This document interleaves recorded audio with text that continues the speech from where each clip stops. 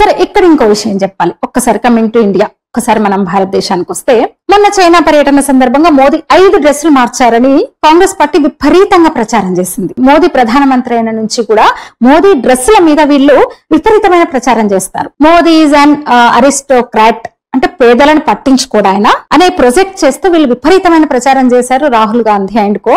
అదే సమయంలో Rahul T shirt మాత్రమే వేస్తాడు, తెల్లది మాత్రమే వేస్తాడు, చాలా సింపుల్ గా ఉంటాడు. ఈవెన్ పార్లమెంట్ కూడా కేవలం టీ షర్ట్ మీదే వెళ్తాడు. అసలు పిచ్చి సన్నాసులు సమర్థించే వాళ్ళను ఒక హోందాతనం ఉంటది. పార్లమెంట్ ఎంపీలు అంటే టీ షర్ట్ లో కండలు చూపించడానికి ఏం లేదు, బల ప్రదర్శన, శారీరక బల ప్రదర్శన పార్లమెంట్ అంటే. కేవలం డ్రెస్సింగ్ మాత్రమే కాదు, కొంచెమన్నా హోందాతనం ఉండదా యువ నాయకుడికి? అంటే మోదీ అసలు ఎంత ఖరీదైన బట్టలు వేసుకుంటున్నాడు అని చెప్తూ రాహుల్ గాంధీ టీ షర్ట్ మీద వీళ్ళు ప్రచారం చేసుకుంటారు. సరే, ఆ టీ షర్ట్ కనీసం 20,000 ఉంటది. ఆ టీ షర్ట్ కనీసం 20,000 ఉంటది. ఒక్క టీ షర్ట్ రోజు వేయడు, ఉతుక్కొని సాయంత్రం ఇంటికి పోయి మళ్ళీ ఉతుక్కొని వేయడు. ఆ టీ షర్ట్లు కొన్ని వేలు ఉంటాయి, వేసింది మళ్ళీ వేయడు. నాకు తెలుసు కనీసం అది 20-30 వేలు ఉంటది.